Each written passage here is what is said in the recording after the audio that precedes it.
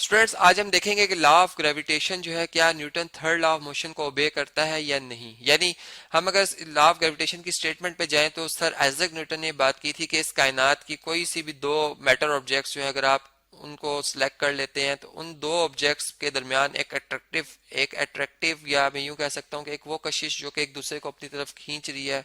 वो एग्जिस्ट करती है। अब वो जो ताकत है, वो जो फोर्स है, वो किस इसकी मिकदार या उसकी मैग्नीट्यूड कितनी हो सकती है,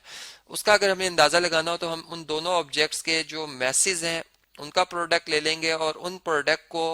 ग्रेविटेशनल जो हमारे पास एक यूनिवर्सल कांस्टेंट है जी उससे मल्टीप्लाई करेंगे, जिसकी के वैल्यू जो है वो एक कांस्टेंट है तमाम मैटर ऑब्जेक्ट्स के लिए। अब वो उनके दरमियान कोई इंसुलेटर हो या उनके दरमियान एयर हो या उनके दरमियान कुछ भी ना हो, यानी एयर भी ना हो, ये जी की वैल्यू कांस्टेंट है। जबकि वो फोर्स जो है, यानी इस मैग्नीट्यूड को फिर हम डिवाइड करते हैं उन दोनों मैटर ऑब्जेक्ट्स के जो सेंटर्स के दरमियान फासला है, डिस्टेंस है, जो कि अगर आर है तो फिर हम वो आर स्क्वायर से उस नंबर को डिवाइड करते हैं। तो ये जो हमारे पास नंबर आता है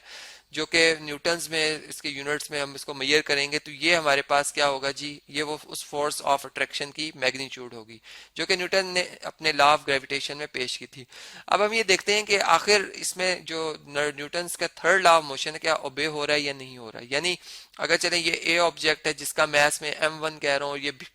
बी ऑब्जेक्ट है जिसका मैस में m2 कह रहा हूँ, तो इस लॉ के मुताबिक, लॉ ऑफ ग्रेविटेशन के मुताबिक इस तरह से है कि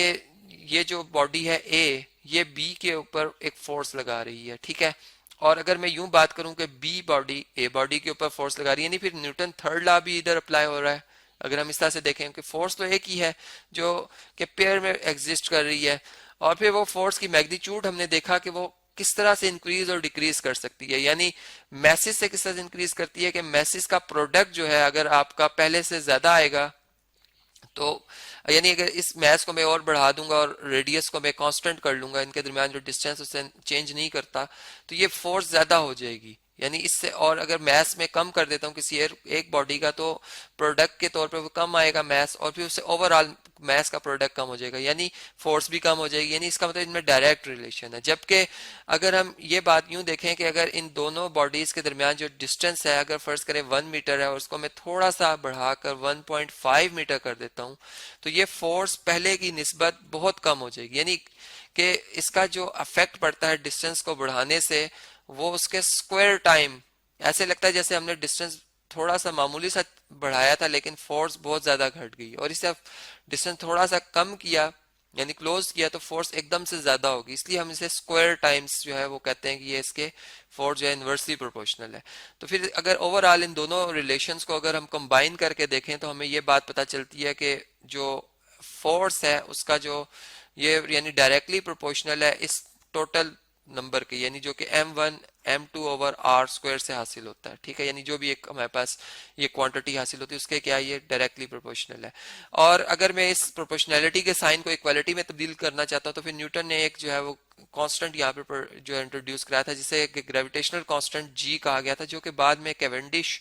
जो एक हमारे पास हम कह सकते हैं फिजिस्ट है, केमिस्ट है, उन्होंने इसके ऊपर वर्क किया था और फिर आफ्टर उनकी डेथ जो है वो इस जी की वैल्यू जो है वो मिल गई थी, जो कि आज हम इसको अप्रोक्सीमेट जो इसकी, यानी अप्रोक्सीमेट सी कह रहा हूँ, कुछ वैल्यूज कुछ जगहों पे ये वैल्यू थोड़ी सी तब्दील होती है लेकिन हम इसे कांस्टेंट ही तस्वुर करते हैं कि जो कि 6.673 into 10 raise to the power -11 newton metre square पर केजी स्क्वायर है। तो इस तरह से ये अगर हमें ये तमाम वैल्यूज हम लिखें तो हम वो फोर्स भी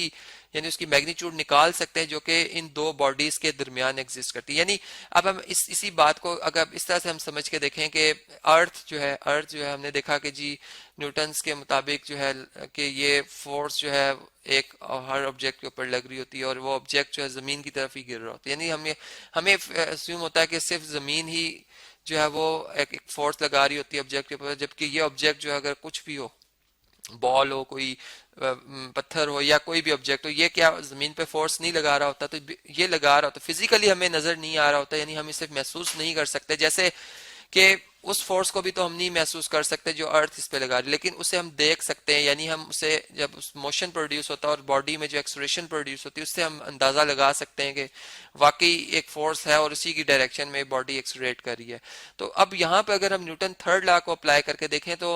ये हमें बात पता चलती है कि ये बॉडी ए भी इस अर्थ के ऊपर जो है वो फोर्स लगा रही है उतनी ही मैग्नीट्यूड में, जो कि फिर न्यूटन सेकंड लॉ के मुताबिक हमें बात यूं समझ आती है कि चूंकि हमने पढ़ा था कि अगर मैस बढ़ाते जाएंगे ऑब्जेक्ट का तो एक्सलेरेशन जो है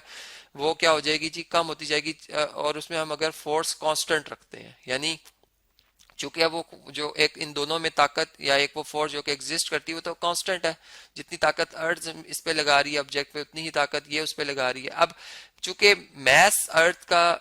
इस ऑब्जेक्ट के मैस से बहुत बहुत बिगर है, इतना बिगर है कि हम इस ऑब्जेक्ट के मैस को उस अर्थ के मैस के मुकाबले में जीरो कंसिडर करते हैं, तो फिर एक्सलेरेशन जो